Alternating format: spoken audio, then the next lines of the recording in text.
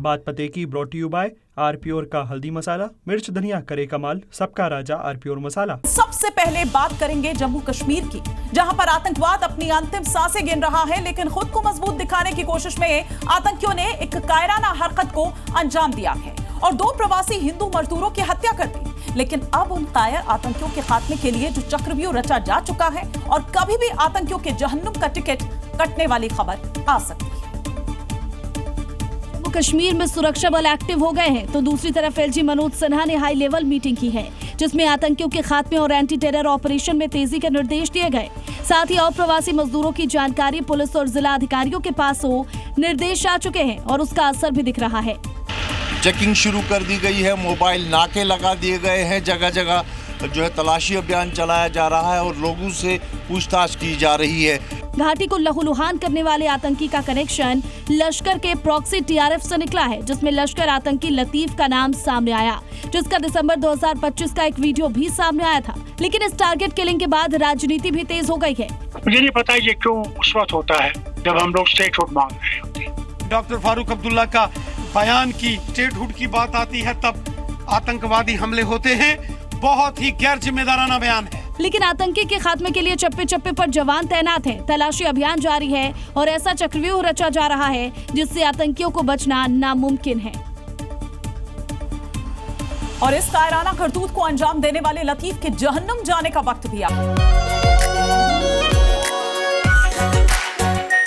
आरप्योर शाही paneer masala, delicious healthy everyday गया है। कभी भी उसके खात्मे की खबर सामने आ सकती है, क्योंकि मोहम्मद लतीफ लश्कर ए तैयबा का आतंकी है। एलईटी के A++ कैटेगरी कमांडर गनई का वो साथी था। लतीफ जाकिर गनई का मुख्य फील्ड साथी था। लतीफ ने कुलगाम शोपिया में फील्ड ऑपरेशन को अंजाम दिया। 5 जुलाई को शोपिया में एक ऑपरेशन में जाकिर गनई ढेर कर दिया गया। गनई के ढेर होने के बाद लतीफ भागने में कामयाब रहा। उधर लतीफ खुद को मजबूत दिखाने की कोशिश में है। एजेंसीज को शक है कि लतीफ ये दिखाना चाहता है कि वो हमले के लिए सक्षम है। उत्तर प्रदेश में कांवड़ यात्रा के दौरान योगी सरकार ने कांवड़ियों की सुरक्षा के साथ ही उनकी पवित्रता बनाए रखने का भी एक ऐसा इंतजाम किया है कि उसे भेद पाना पूरी तरह से नामुमकिन है। मुरादाबाद में भी दुकानों पर प्रशासन ने ऐसी QR कोड्स लगाए हैं जो मिलावटखोरों पर शिकंजा कस देंगे। जो कांवड़ रूट पर पड़ने वाले हर दुकान पर कांवड़ियों की पवित्रता और शुद्धता की गारंटी है। फूड सेफ्टी विभाग की टीम रूट पर पड़ने वाले हर एक दुकान पर न सिर्फ वहां के सैंपल ले रखी है, बल्कि ये QR कोड लगा रखी है, जिसके जरिए कांवड़िया मिलावट हो या मुनाफाखोरी उसकी शिकायत सीधा कर पाएंगे। अधिकारी दुकानदारों से संवाद कर इसकी वजह भी समझा रही हैं, क्योंकि एक शिकायत हुई नहीं कि फूड लाइसेंस निरस्त का महीना है। आप लोग भी श्रद्धा के साथ श्रद्धालुओं का स्वागत करें, वेलकम करें। टीम इस दौरान हर दुकानदार की लगातार मॉनिटरिंग करेगी कि इसे ना तो फाड़ा जाए। कोई भी विक्रेता उनसे किसी भी स्थितियों में कीमत जो जनसाधारण दिनों में रहती है उससे अधिक न ले पाए। ये QR कोड न सिर्फ दुकानदार की पहचान उजागर कर रहे हैं, बल्कि उन्हें नसीहत दे रहे हैं कि वो गलत काम ना करें। और कांवड़ यात्रा से ही जुड़ी हुई एक बड़ी खबर इस वक्त आ रही है। मुजफ्फरनगर के स्कूल्स में अवकाश घोषित कर दिया गया है। 3 से 10 अगस्त तक के लिए अवकाश घोषित किया गया है। कांवड़ यात्रा के चलते ये अवकाश घोषित किया गया है ताकि किसी तरह की कोई परेशानी जो स्कूल जाने वाले छात्र छात्राएं हैं उन्हें ना हो। रूट एक तय किया गया है हालांकि पूरा, लेकिन 3 से लेकर 10 अगस्त तक ये अवकाश घोषित किया गया है।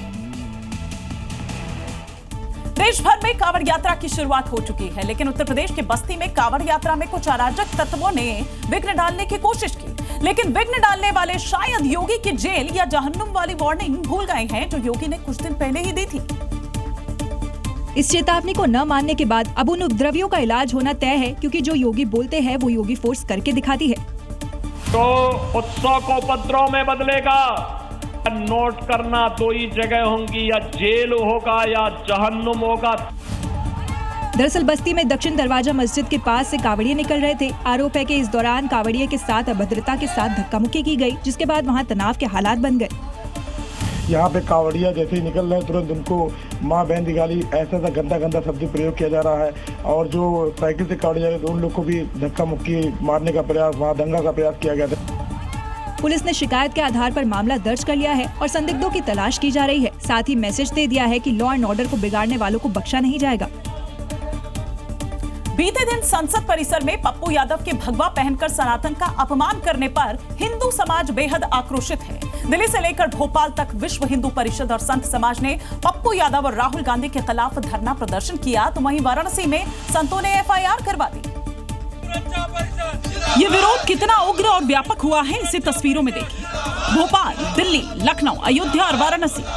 भोपाल में विरोध को देखते हुए कांग्रेस दफ्तर पर सुरक्षा कड़ी कर दी गई थी। पप्पू मियां मुर्दाबाद, अरे पप्पू मियां मुर्दाबाद, अरे पप्पू मियां मुर्दाबाद। इसी तरह लखनऊ में भी हिंदू संगठनों ने विरोध प्रदर्शन किया और पुतले फूंके। संसद में के बाहर जो प्रदर्शन किया, जिसमें संतों का अपमान किया, रामलीला का अपमान किया, वो कतई हिंदू समाज बर्दाश्त नहीं करेगा। मेरी समझ में तो उस पापी को निकाल देना चाहिए देश से। वो क्या वोट बैंक लेने आया है? जो पप्पू है उसने खुद ही बलात्कार करा, लोगों का, लड़कियों का बलात्कार करा, भूमि हत्याएं, हर वक्त क्रिमिनल एक्टिविटीज करता रहता है। किसी मौलवी का, जो प्रतिष्ठित मौलवी का, इसको टोपी ओपी लगा करके पूरा बना करके और थोड़ा सा उसका भी एक नाटक के रूप करके दिखा दे मैं उसी संसद भवन के सामने। देखते हैं पप्पू यादव का ये ड्रामा कब तक उनका पीछा छोड़ता है। कॉमनवेल्थ गेम्स में भारत को 8वां गोल्ड। प्रीति और जैस्मीन बॉक्सिंग में चैंपियन सोमन ने पैरा शॉटपुट में ये गोल्ड जीता है। भारत के 8 गोल्ड सहित कुल 30 मेडल टैली में अब 6ठे स्थान पर पहुंच चुका है भारत। तो कुल 30 मेडल जो भारत की झोली में आए हैं और मेडल टैली में भारत अब 6वें स्थान पर पहुंच चुका है। प्रीति और जैस्मीन ने बॉक्सिंग में ये मेडल जितवाया है। साथ ही साथ अगर सोमन की अगर हम बात करें तो उसने भी मेडल जिताया है और पैरा शॉटपुट में गोल्ड मेडल जीता। आज से रेलवे ने यात्रियों के लिए 2 नए बदलाव किए हैं। अब तत्काल टिकट के लिए टोकन सिस्टम और एक्स्ट्रा लगेज की ऑनलाइन बुकिंग की सुविधा आपको मिलेगी। रेलवे ने आज से रिजर्वेशन काउंटर्स पर नया टोकन सिस्टम लागू शुरू कर दिया है। यात्रियों को अलग अलग कैटेगरी में बांटा गया है, यानी अब जो लोग अपने लिए और अपने परिवार के सदस्यों के लिए टिकट बुक कराएंगे उन्हें पहली कैटेगरी में रखा जाएगा। इसके अलावा बाकी यात्रियों को दूसरी कैटेगरी में रखा गया है। काउंटर खुलते ही सबसे पहले कैटेगरी वालों की जो टिकट है वो बुक की जाएगी। जिस यात्री के नाम पर टोकन जारी किया जाएगा वही उसे इस्तेमाल कर सकता है। नए नियम के तहत अब एसी टिकट बुक करने के लिए यात्रियों को 8:30 बजे से 9 बजे के बीच ही टोकन मिलेगा और नॉन एसी टिकट के लिए अब सुबह 9 से 9:30 बजे तक ही टोकन दिया जाएगा। इसके अलावा रेलवे ने 31 जुलाई 2026 से एक्स्ट्रा लगेज की जो ऑनलाइन बुकिंग सुविधा है वो भी शुरू कर दी है। नई सुविधा के तहत अब यात्रियों को स्टेशन पर लाइन में लगकर एक्स्ट्रा लगेज के लिए बुक नहीं करना पड़ेगा। चलिए अब आपको बताते हैं कि ट्रेन में कितना सामान मुफ्त ले जाने की परमिशन है। फर्स्ट एसी वाले अपने साथ 70 किलोग्राम लगेज ले जा सकते हैं। सेकंड एसी वाले जो हैं उनके लिए 50 किलोग्राम लिमिट तय की गई है। स्लीपर और थर्ड एसी वालों के लिए 40 किलोग्राम तय किया गया है। जनरल बोगी वालों की अगर बात करें तो 35 किलोग्राम सामान वो मुफ्त ले जा सकते हैं। इतने की उनको पश्चिम बंगाल के बर्धमान में जैश के आतंकी हमीम मंडल की गिरफ्तारी के बाद झारखंड के साहिबगंज से अर्पिता सरकार की गिरफ्तारी ने खुफिया एजेंसीज के होश फाख्ता कर दिए। मुख्यमंत्री शुभेंदु अधिकारी को निशाना बनाने वाले इस मॉड्यूल की जांच में खुलासा हुआ है कि अर्पिता सरकार का काम नेताओं को हनी ट्रैप में फंसाना था। बंगाल एसटीएफ की गिरफ्त में आई ये वही विषकन्या है जिसने चंद पैसों के लिए संवेदनशील जानकारियां पाकिस्तानी हैंडलर्स के हवाले कर दी। अर्पिता बर्धमान से पकड़े गए आतंकी हमीम की गर्लफ्रेंड ही नहीं बल्कि उसके मॉड्यूल का हिस्सा भी थी। हमीम मंडोल जिसको अरेस्ट किया गया है एसटीएफ की तरफ से बर्धमान से, उनको पूछताछ किया जा रहा है और उनको पूछताछ करने के बाद ही अर्पिता सरकार नाम का एक लेडी का नाम उठ के आया, जिनके निशाने पर थे सीएम, मंत्री और प्रदेश की बड़ी हस्तियां। मेरे पास भी कई इंटरनेशनल कॉल आए थे जिसमें मुझे जान से मारने का, मेरे ऑफिस का वीडियो दिखाया गया, मेरे बेटे को किडनैप करने की बात कही गई थी। आईएसआई और सज्जाद भट्ट से इन्हें सीधे निर्देश मिलते थे। हमीम को जहां भर्ती और रेकी की जिम्मेदारी थी तो अर्पिता को हनी ट्रैप कर जानकारी जुटाने की।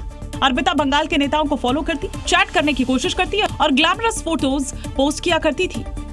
इन दोनों की गिरफ्तारी से खतरा तो टल गया, लेकिन पाकिस्तान और उसके आतंकी संगठनों का चेहरा फिर से बेनकाब हो गया। भारतीय रेलवे ने पहली बार ट्रेन के जरिए लाइव हार्ट का सफल ट्रांसपोर्ट कर इतिहास रच दिया। सूरत से लेकर अहमदाबाद तक धड़कते दिल को वंदे भारत एक्सप्रेस के जरिए ले जाया गया। फिर प्लेटफॉर्म से अस्पताल तक एक ग्रीन कॉरिडोर बनाकर अस्पताल तक हार्ट को पहुंचाया गया। भारतीय रेलवे के इतिहास में पहली बार ऐसा करिश्मा हुआ है जब लाइव हार्ट को ट्रेन के जरिए एक शहर से दूसरे शहर ले जाया गया हो। सूरत से अहमदाबाद के बीच 160 की स्पीड से दौड़ रही वंदे भारत एक्सप्रेस इस बार सिर्फ यात्रियों को नहीं बल्कि एक इंसान की धड़कती हुई जिंदगी को लेकर जा रही थी। मिनट मिनट पर जिंदगी और मौत की जंग चल रही थी, लेकिन रेलवे सुरक्षा बल, गुजरात पुलिस और डॉक्टरों की टीम ने ऐसा ग्रीन कॉरिडोर और समन्वय बिछाया कि 217 मिनट में 250 किलोमीटर की दूरी तय करते हुए धड़कते दिल को हॉस्पिटल पहुंचाया गया और फिर इससे सफलतापूर्वक ट्रांसप्लांट कर दिया गया। अगर जरा सी भी चूक होती तो एक जीवन का चिराग बुझ सकता था, पर वंदे भारत की इस रफ्तार ने एक ऐतिहासिक मिशन को फतेह कर दिखाया। मध्य प्रदेश से लेकर राजस्थान तक बदमाशों पर तगड़ा एक्शन हो रहा है। पहले आरोपियों की गिरफ्तारी होती है और फिर उनकी डेंटिंग पेंटिंग कर जुलूस निकाला जाता है ताकि लोगों में उनका खौफ कम हो और पुलिस पर विश्वास बढ़ सके। जिसके लिए राजस्थान के जयपुर में हत्याकांड के 3 आरोपियों का जुलूस निकाला। तस्वीरों को देखकर समझा जा सकता है कि इनकी अच्छे से मरम्मत की गई है। इसके बाद पुलिस उन्हें क्राइम सीन पर ले गई, जहां पूरे इलाके में उनका जुलूस निकाला।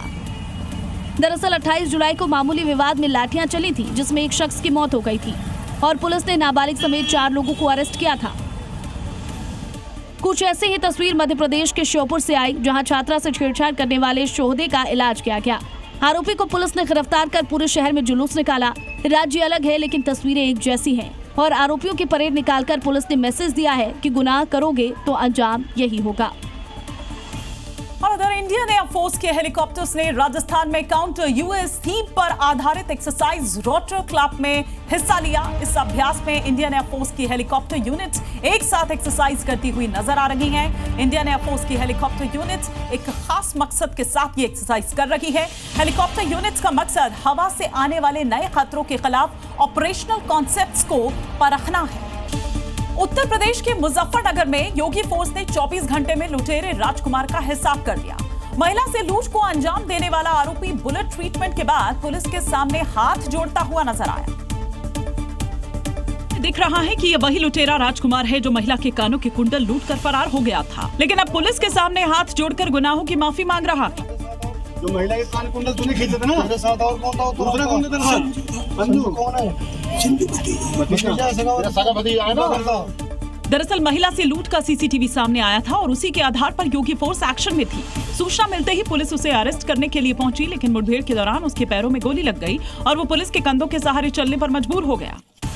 तमंचा 315 बोर, एक जिंदा खोखा कारतूस, दोनों कान के कुंडल बरामद हुए हैं। इसके ऊपर लूट जैसे 4 गंभीर मुकदमे दर्ज हैं।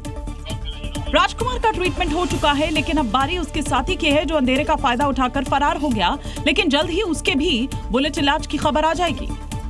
मध्य प्रदेश के छिंदवाड़ा में सरकारी लापरवाही का एक चौंकाने वाला मामला सामने आया है। दरअसल यहां 12 साल के एक बच्चे को सरकारी कागजों में मृत घोषित कर दिया गया।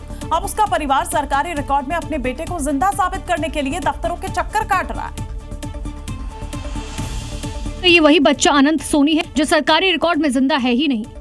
सिस्टम की इस लापरवाही का खामियाजा न सिर्फ अनंत सोनी उठा रहा है, बल्कि पूरे परिवार पर इसका असर पड़ रहा है। जहां इस गलती का असर बच्चे की पढ़ाई पर पड़ रहा है, तो वहीं परिवार को सरकारी योजनाओं का लाभ मिलना भी बंद हो गया, क्योंकि सरकारी समग्र आईडी रिकॉर्ड में अनंत सोनी को मृत घोषित किया जा चुका है। पिछले 1 साल से उसका परिवार बेटे को कागजों में जिंदा साबित करने के लिए पंचायत से लेकर जनपद पंचायत और अन्य सरकारी दफ्तरों के चक्कर काट रहा है। 1 साल से हम लोग कागज के दस्तावेज के लिए परेशान हैं। इसको आईडी में मृत घोषित कर दिया गया है, जिसकी शिकायत पंचायत में भी करा गया है, जिला पंचायत में भी करा गया है। कलेक्टर ने शिकायत करे तो उसकी कोई कार्रवाई नहीं हुई। और परिवार की मांग है कि इस लापरवाही को न सिर्फ सुधारा जाए, साथ ही जिम्मेदार अधिकारियों और कर्मचारियों के खिलाफ कार्रवाई हो। सावन के महीने में शिव भक्तों ने ना जाने ऐसी कौन सी शक्ति उनमें आ जाती है कि वो सैकड़ों किलोमीटर की कांवड़ यात्रा आसानी से पूरी कर लेते हैं। मध्य प्रदेश के मुरैना के रहने वाले ऐसे ही शिव भक्तों की एक टोली चर्चा में है, जो गंगोत्री से जल लेकर उत्तर प्रदेश के मुजफ्फरनगर के रास्ते मध्य प्रदेश जा रही है। इनके चर्चा की वजह ना इसकी विशेष वेशभूषा है और ना ही बड़े और खास तरह के कावड़, बल्कि इनकी खासियत है इनका एक ही गांव से होना। मुरैना के कुआपुर के रहने वाले इन शिव भक्तों की टोली में 5, 10 या 15 नहीं, पूरे 200 कांवड़िए हैं। गांव के हर घर से कोई न कोई शिव भक्त इस टोली का हिस्सा बना है। कई परिवारों के तो 3-3 पीढ़ी यात्रा में शामिल है। गंगोत्री से जल लेकर ये 800 किलोमीटर की यात्रा पर है। हर दिन 50 से 60 किलोमीटर की यात्रा कर रहे हैं। अभी तक 9 दिनों की यात्रा पूरी कर चुके हैं और 8 से 9 दिनों की यात्रा अभी और बाकी है। बम बम बोले को जयकारे लगाते हुए बढ़िया मस्ती में जा रहे हैं। अच्छा, किसी तरह की कोई परेशानी आई? कोई प्रॉब्लम नहीं, कोई परेशानी। गंगोत्री से आप यहाँ कितने दिन पहुंचे हैं मुजफ्फरनगर? आज मेरे को 9 दिन है। जब मुजफ्फरनगर में ये जत्था आराम करने के लिए रुका तो उनकी विशाल टोली और उनकी भक्ति को देखकर हर कोई हैरान रह गया। गुजरात में मौसम विभाग ने एक बार फिर तेज बारिश का अलर्ट जारी किया है। इसके बाद प्रदेश के लोगों की चिंता बढ़ गई है, क्योंकि लगातार बारिश की वजह से अब तक 80 से ज्यादा लोगों की मौत हो चुकी है, तो हजारों लोग बेघर हो गए हैं। लेकिन इस आसमानी आफत का अंत होता नजर नहीं आता, जिसकी गवाही साबरकांठा से आई ये तस्वीरें दे रही है। देवोल इलाके में सैलाब में कार बहती हुई नजर आ रही है। सोसाइटी में हर तरफ पानी ही पानी है और उसमें सैकड़ों टन वजनी कार खिलौने की तरह बह रही है। नर्मदा के गरुदेश्वर तालुका में भारी बारिश से लोगों के सामने संकट खड़ा है, क्योंकि घर करीब करीब डूब चुके हैं। सड़कें और एक इलाके को दूसरे से जोड़ने वाले रास्ते कट चुके हैं। डांग में भारी बारिश के बाद पूर्णा नदी में बाढ़ आ गई। प्रसिद्ध तीर्थ स्थल पंपा सरोवर के पास नदी उफान पर है। बाढ़ का पानी खेतों में घुसने से फसलों को भारी नुकसान होने की आशंका है। लगातार बरसते पानी से बांध ओवरफ्लो हो गए हैं और आमली डैम के गेट खोलने पड़े हैं। 10 गांवों के लोगों को चेतावनी जारी कर सुरक्षित और ऊंची जगहों पर जाने के निर्देश दिए गए हैं। ड्रोन की ये तस्वीरें आफत की सारी कहानी बयां कर रही है। हर तरफ सिर्फ और सिर्फ पानी दिख रहा है, जो ये बता रहा है कि आफत ने लोगों का जीवन अस्त व्यस्त कर दिया है। और अब बात महाराष्ट्र के जलगांव की, जहां पर लगातार हो रही मूसलाधार बरसात से कई इलाकों में बाढ़ आ गई है। इस बीच बाढ़ से घिरे जो पानी है, वहां पर जो घर है, उसमें एक मासूम समेत कई जिंदगियां फंस गई। लेकिन फायर ब्रिगेड के जवानों की इंसानियत और बहादुरी की एक ऐसी मिसाल उन्होंने पेश की, जिसने हर किसी का दिल जीत लिया। क्योंकि जब ऐसा लग रहा था कि कमर तक आए इस बाढ़ के पानी में निकलना दूभर हो गया है, तभी ऐन वक्त पर फायर ब्रिगेड और हेल्थ वर्कर्स देवदूत बनकर पहुंचे और अपनी जान जोखिम में डालकर सैलाब के बीच से जिंदगी का रेस्क्यू शुरू कर दिया। एक एक कर सभी को सुरक्षित बाहर निकाला गया।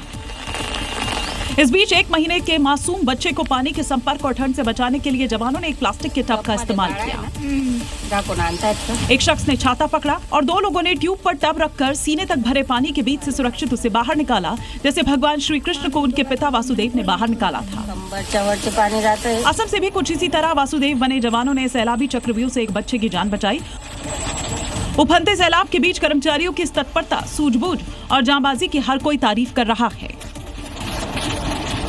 असम में बाढ़ का संकट लगातार गहराता जा रहा है। बाढ़ और बारिश की वजह से यहां अब तक मरने वालों की संख्या बढ़कर 84 हो गई है। राज्य के 7 जिले अब भी बाढ़ की चपेट में हैं और करीब 3 लाख लोग प्रभावित हुए हैं। इस बीच मौसम विभाग ने अगले 3 दिनों के लिए फिर से अलर्ट जारी किया है। बाढ़ के बाद असम के अलग अलग इलाकों से आ रही तस्वीरें वहां के हालात को साफ बयां कर रही है। घरों में पानी भरने के बाद लोग सुरक्षित ठिकानों की तरफ जा रहे हैं, तो वहीं सेना लगातार बाढ़ में फंसे लोगों को बचाने में जुटी है। लोग बाढ़ में फंसे हुए हैं, अपने घरों को डूबते बर्बाद होते हुए देख रहे हैं। कई लोगों ने तो पेड़ों पर अपना आसरा बना लिया और मदद का इंतजार कर रहे हैं। असम में शिवसागर, चराईदेव, गोलाघाट, जोरहाट, नगांव, बिस्वनाथ और कामरूप जिले बाढ़ से प्रभावित हैं। इन जिलों के कुल 551 गांव पानी से घिरे हुए हैं। राज्य में 3 लाख से ज्यादा लोग बाढ़ से प्रभावित हुए हैं। कुछ लोग पानी के बीच खुद ही सुरक्षित ठिकानों की तरफ सामान लेकर बढ़ चले हैं, क्योंकि घर में तो पानी ने कब्जा जमाया हुआ है। इसी बीच भारी से भारी बारिश का अलर्ट जारी किया गया है, जिससे हालात और बिगड़ने की आशंका जताई गई है। लगभग पूरा हिंदुस्तान इन दिनों मानसून की मार झेल रहा है। जम्मू कश्मीर से लेकर केरलम तक आसमानी आफत मची हुई है। केरलम में भारी बारिश के बाद बाढ़ ने मुसीबत बढ़ा दी है। देखिए कैसे केरलम में जल तांडव मचा हुआ है। घरों के बाहर पानी का कब्जा है, जहां भी नजर डालिए बस पानी ही पानी। भारी बारिश के चलते इलाका पूरी तरह से जलमग्न है। रिहायशी इलाकों का हाल देखिए, सड़कें तालाब में तब्दील हो गई हैं। घरों के बाहर कई फीट तक पानी भरा हुआ है। लोगों को एक जगह से दूसरी जगह जाने के लिए बोट का सहारा लेना पड़ रहा है। बाढ़ का हाहाकार वीडियो देखिए, कैसे सड़कों पर सैलाब उतर आया है। नदियों का जलस्तर बढ़ने से निचले इलाकों में बाढ़ आई हुई है। यहाँ थोड़ी सी भी लापरवाही जान पर भारी पड़ सकती है। केरल में लगातार हो रही मूसलाधार बरसात ने जनजीवन को बुरी तरह से प्रभावित किया है। मौसम विभाग ने आने वाले दिनों में भी राज्यों के कई हिस्सों में भारी बारिश की आशंका जताई है। हिमाचल के मनाली में ब्यास नदी पर भारी भरकम चट्टान को बारूद से विस्फोट कर तोड़ दिया गया। दरअसल ये चट्टान उस इलाके के लिए खतरा बनी हुई थी, क्योंकि चट्टान को रोककर विनाशकारी बाढ़ का कारण ये बन सकती थी। इसलिए इस भारी भरकम चट्टान को बारूद लगाकर उड़ा दिया गया। देखिए कैसे तेज धमाका होता है और चट्टान कई टुकड़ों में बंट जाती है, जिसके बाद इस चट्टान को वहां से हटाने का काम शुरू हो जाता है। दरअसल ये चट्टान पिछले साल बाढ़ के कारण पहाड़ी से गिरकर इस इलाके में आ गई थी। इससे नदी का प्राकृतिक बहाव बाधित हो रहा था, जिससे पानी जमा होने और आसपास के रिहायशी इलाकों और ब्यास पुल पर खतरा मंडरा रहा था। मानसून में खतरे को देखते हुए प्रशासन ने इस पत्थर को हटाने का फैसला किया। जल शक्ति विभाग के कर्मचारियों ने इस चट्टान पर पहले धमाका किया, जिसके बाद इसमें दरारें आ गई। इसके बाद इसे तोड़ने का काम शुरू हो गया। हालांकि चट्टान में विस्फोट करने से पहले लोगों को नदी के किनारे से दूर रहने की सख्त हिदायत दी गई थी। मीठा या नमकीन, चाहे जैसे खाओ, 100% सूजी से बनी आर प्योर वर्मिसेली, स्वादिष्ट, सेहतमंद हर रोज।